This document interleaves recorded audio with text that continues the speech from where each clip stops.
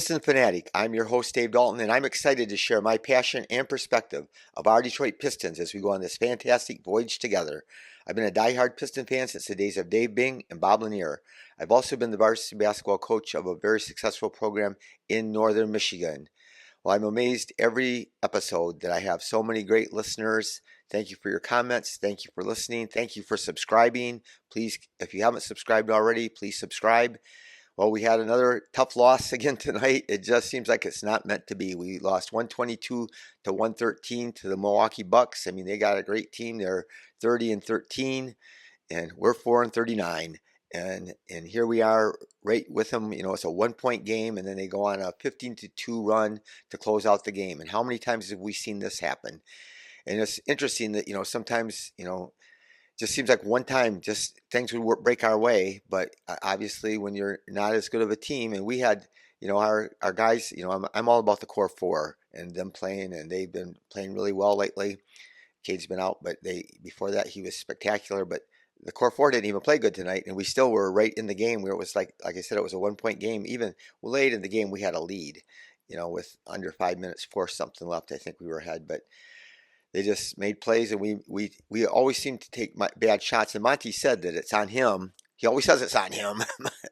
But anyway, to run better plays in crunch time, because we ended up taking a bad shot. And I always hate it. He says how we came down and took a quick three in transition.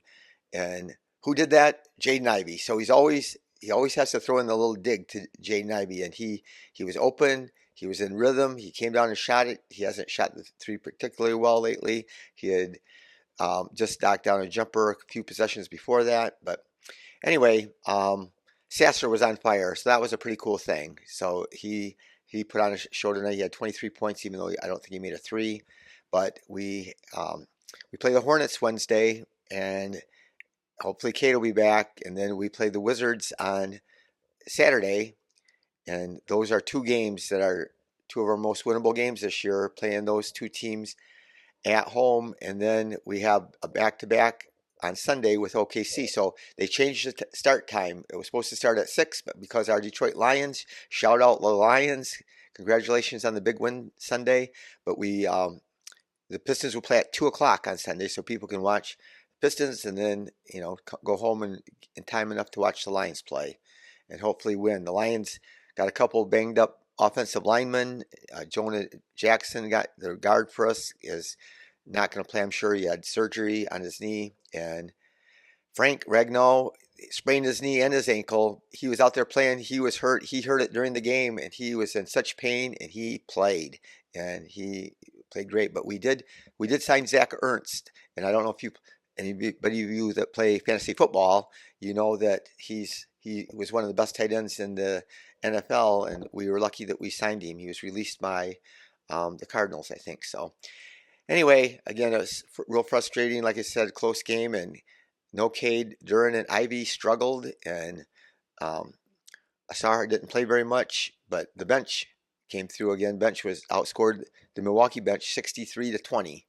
So, and an interesting thing that's happened, there's been some games where some of the other teams, our opponents, their star players are questionable for games, and in the past they would have sat out, I think, but they keep out. They're playing against the Pistons all the time. Like Giannis, so he was questionable at least before the prior game to this. He was, but everybody's playing against the Pistons. I just have noticed that recently, and I think all over the league. I think they're trying not to have players sit out as much. The league wants that to happen, but I'm not a fan of the Milwaukee Bucks. I can just tell you that, and I hate to come on here and cry all the time because, I didn't do that as a coach, especially at the beginning of my career. I got after refs quite a bit, but as I went, I realized it didn't help you any. But they make me mad because they get all these calls, and then they're out there whining. Giannis, every time they call a foul on him, if it clearly fouls somebody, he whines. If he drives to the basket and he doesn't get a call, he whines. And they just expect it. They just feel entitled. And the same thing with Lillard and other guys. And then Portis, he hit Sasser in the head, and Jaron Jackson Jr. did a cheap shot to Stu, and and then Portis gets a technical, and Lopez got a technical, and they just feel entitled. Like I said, Lopez, he fouled us. He had one foul in our previous game when we just played him the other day, and then he is complaining. He's complaining.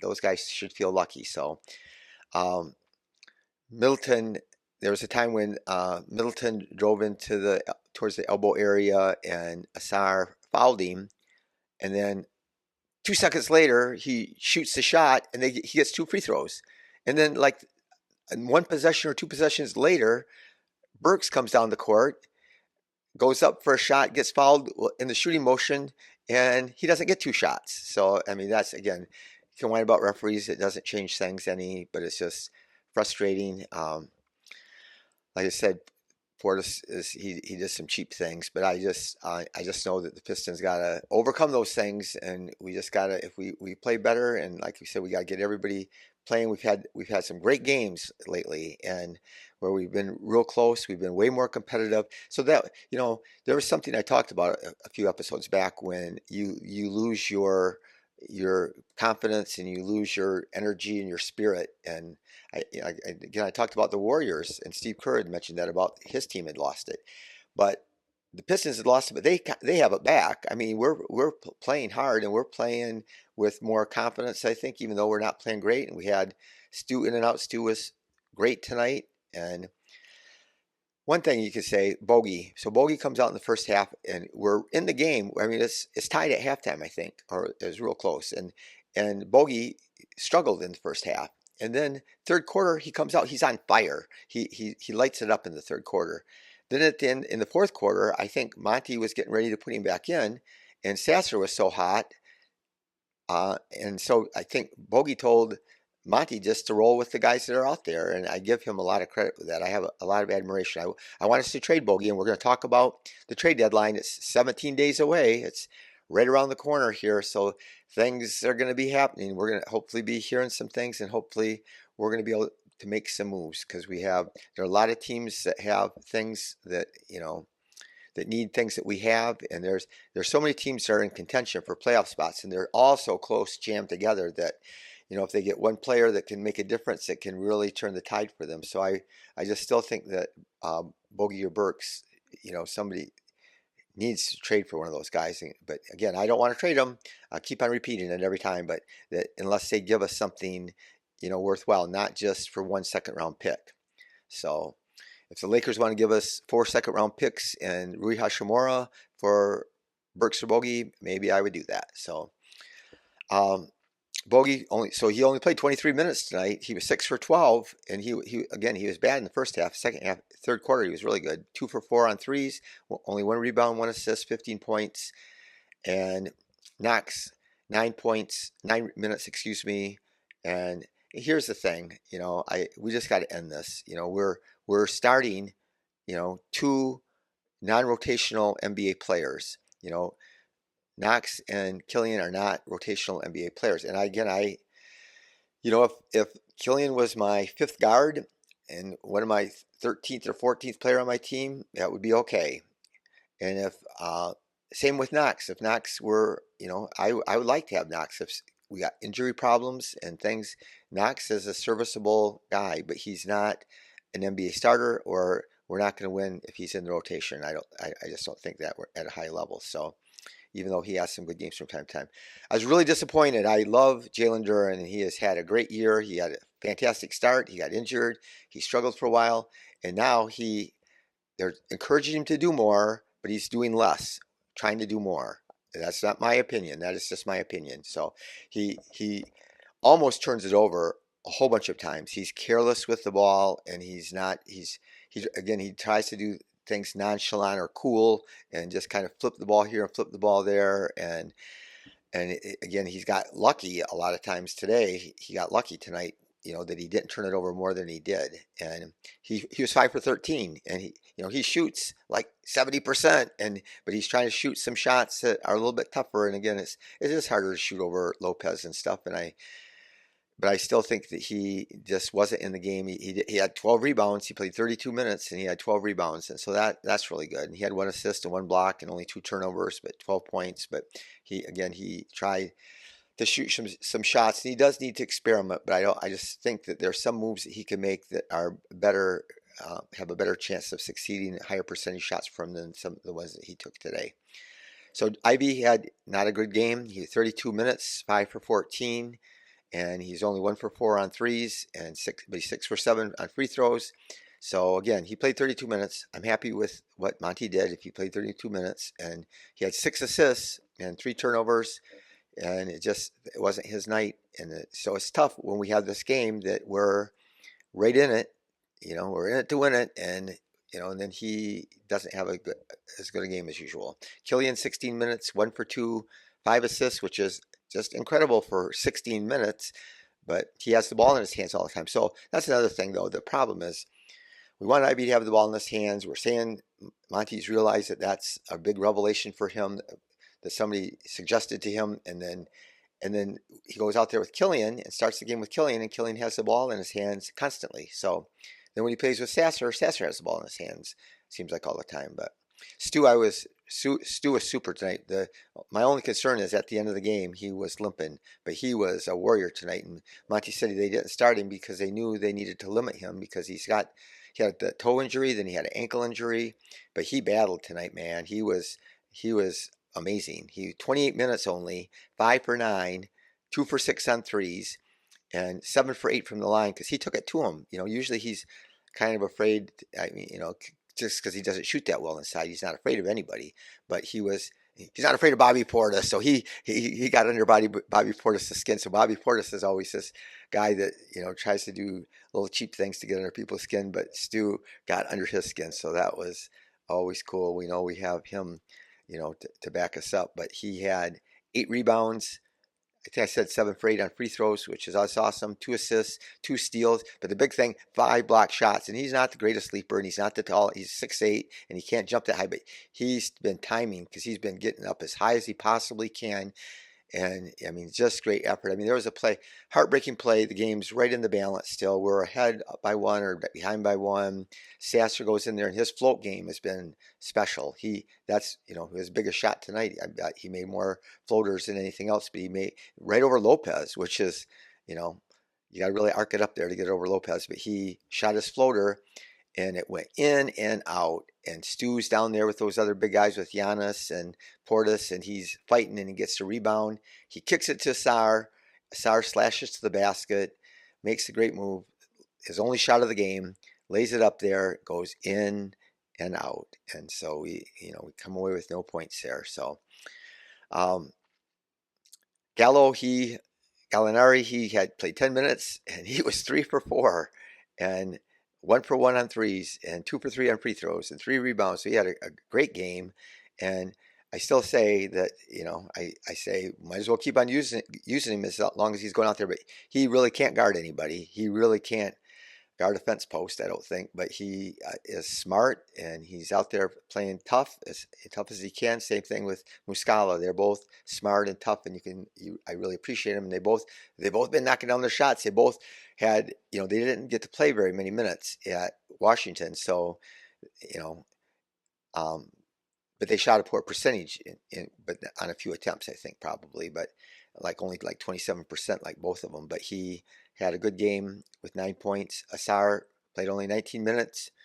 How many minutes do I want him to play? 30, or more. And so that's a tricky thing. So it's interesting. So his brother hasn't got to play a lot. Amen hasn't got to play a lot, but he got to start. So I don't know who's injured for Houston, but he started, and his first start he played 32 minutes, 5 for 10, 0 for 2 on threes, 5 for 6 on free throws, 14 rebounds, 5 assists, and 2 turnovers, 15 points. And boy, he made this put back on it was like a reverse shot over the rim, and the ball came off the rim, and he just tips it back in. And the game before this, I like to watch Houston. I watch them on League Pass all the time, and I like to watch Cam Whitmore. He's tearing it up.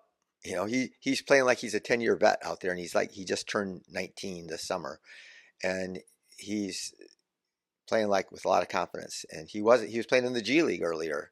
But anyway, so Amen's playing in the game prior to the one that I watched last night, and in a crucial time with the game in the balance, right at the end, somebody goes up, but he comes over from the weak side and blocks a shot, and big time play. And we've seen Sasser do that, but Sasser, again, he can't get better unless he plays. And so he's played the 3 games prior to this. He was averaged over 14 points, almost 9 rebounds, 1.3 assists, shooting 66%, and plus 10.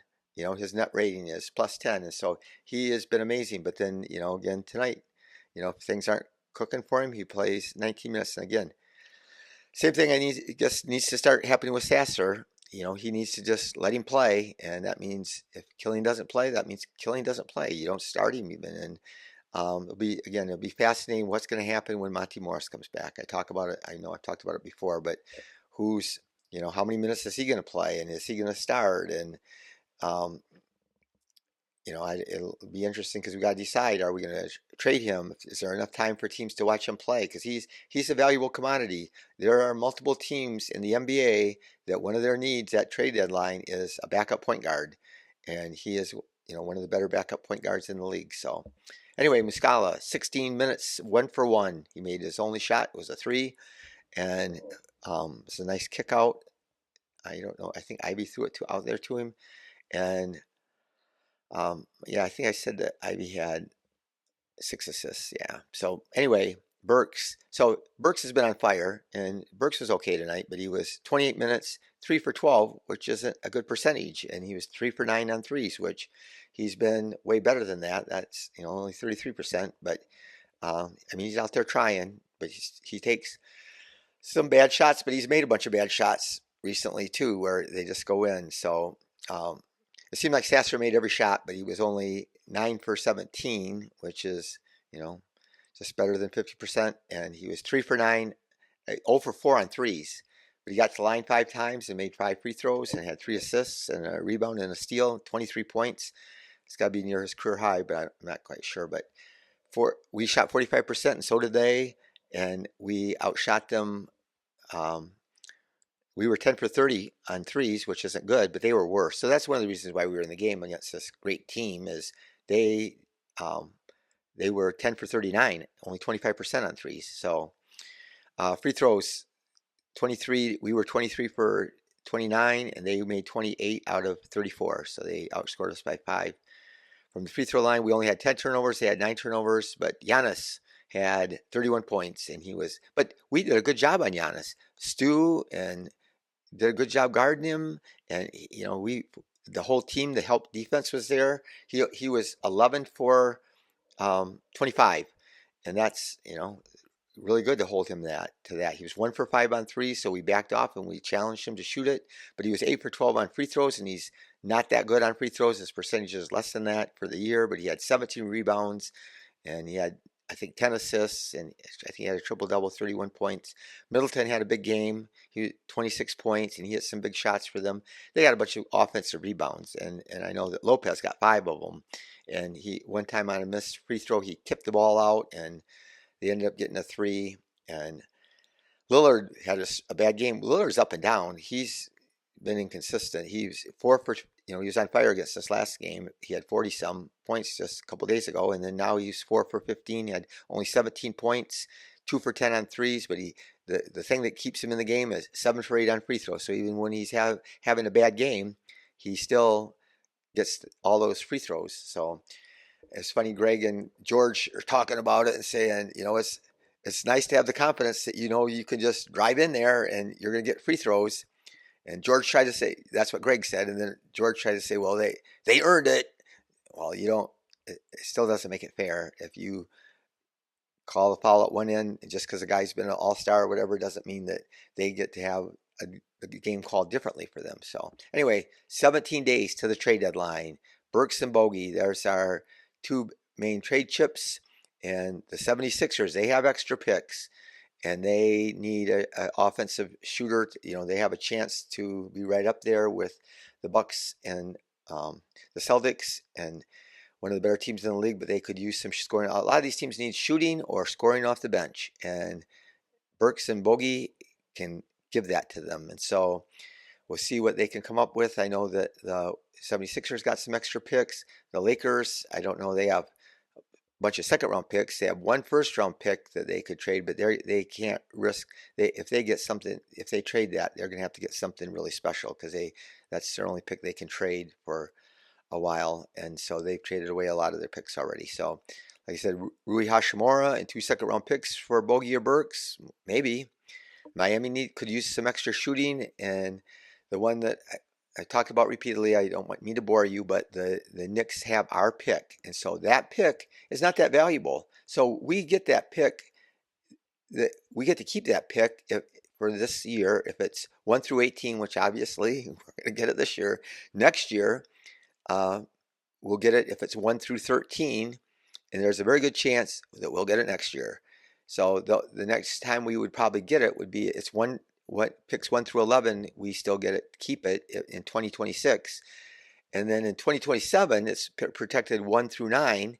And if it doesn't convey then, I think they just get second round picks. They don't get a first round pick. So that pick is really, in essence, not that great of a pick for them to trade to anybody else. It's much more valuable to trade that pick to us because that's limiting us. We can't trade any future picks except maybe the 28 pick, 2028 pick maybe, or 29. And so it's way more valuable for us to get. And so I would love to see us trade, and I know the coach for New York, Tibbs, he loves Burks, and also they could use Bogey. They need scoring off the bench, and they need another shooter. So, and those are playoff teams. So, one thing I talked about is trading away our first round pick. So if we end up getting the first pick, I threw it out there that we could trade for if we could get John Collins from Utah and Taylor Hendricks both, that maybe I would trade it, or if we could somehow get Lauri Markkanen, I'd have to get something good for it. If we, we'll know before we could trade it, because we can't trade it until immediately after the draft, but we can have a trade worked out on draft night to another team, because we will know well in advance of the draft the lottery is, so we'll know what pick we have, so we'll know what the other teams will know what we have to offer, which pick it is. But now everybody's talking about how this is a bad draft, but I have 2 guys for you, and you can go to YouTube and watch them play. Zachary Rishishar and Cody Williams. Those 2 guys are my 2 picks right now. Again, things change, but those 2 guys are. So what I'm saying, we need guys 6'8" to 6'10", and that's what they are. And we need guys that can shoot. And that's why I even wanted Taylor Hendricks, even if there were guys better than him last year. That's why I wanted the guys who's the guy that's playing for the Hornets right now, Brandon Miller. So I wanted Brandon Miller ahead of Scoot Henderson because we had Cade and Ivy, and so we needed a wing that could shoot. And so that's why I would have taken him if we had gotten one of the top 3 picks. And then anyway, those 2 guys both can shoot. They both can shoot. They both can defend. They're still going to take some time to grow. And again, Cody Williams is Jalen Williams, that plays for OKC's brother. He's plays for Colorado. He's been shooting really well. Rishishar has been shooting 47% on threes, and he's 6'10". He can handle the ball, and he's got some good defensive instincts, and he can block shots and stuff. So he's not a big, strong guy, but he's talented. And again, it's tough because when we need to win, and young players take time to develop. And if you've listened to this podcast, and it is, just a problem.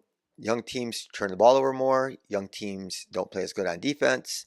Young players take time. It is interesting that some teams, like Jarris Walker, he was playing in the G League all the time, that he got drafted by the Pacers, and I wasn't very high on him, but he played last night, man. He played really well, but he's spent most of the year in the G League, and Cam Whitmore spent a lot of time in the G League, and now he's getting all kinds of minutes and really productive and shooting real high percentages. And Min Thompson, again, he had that great game, and he's not always going to have that great a game, but those guys are showing talent and stuff. So anyway, Joel Embiid tonight scored 70 points. So I see on Twitter that Joel Embiid broke Wilt Chamberlain's record. Well, I'm going to tell you, shout out to Rick the Red of Rapid City, my friend Rick, lifelong friend Rick Henderson.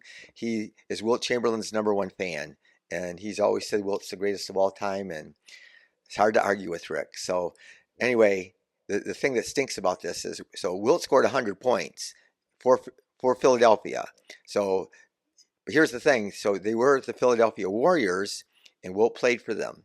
He got drafted by them, played for them. Then the Warriors, moved out to San Francisco, and they were the San Francisco Warriors before they were the Golden State Warriors. They were the San Francisco Warriors, so Wilt played there for a while. Then Wilt comes back to Philadelphia and plays for the Philadelphia 76ers. So he played for the Philadelphia Warriors and he played for the Philadelphia 76ers, which are two different teams. So he scored the 100 playing for the Philadelphia Warriors. So that's why, Embiid broke the record. So Embiid played great against us. He just doesn't miss shots. He just makes that even 15-footers. He has like 15 dunks only the whole year. But anyway, so shout out to him. It's really cool to hear, I'm sure you already probably heard this, that Jordan Poole and Isaiah Livers are roommates again. They were roommates in college, and now they're playing for the Wizards, and they're roommates, and we're going to get to see them play here coming up in the next week and this week. And then Mo and Franz Wagner. I heard a podcast with Franz Wagner, and what a great player and what a great person, and talked about how he wants to be challenged and how he watches tape and just listen. It was on JJ Redick's podcast. But him and Mo are roommates, the two brothers. So two brothers from Germany. So that's pretty cool for that. So anyway, we got the game coming up Wednesday, and hopefully we're going to get Cade back, and hopefully we're ready to play. And I hope the Lions get ready to play. It was so much fun watching them play Sunday. But thank you for listening. Please subscribe and like. Be the reason that somebody feels cared for and loved. And go Pistons.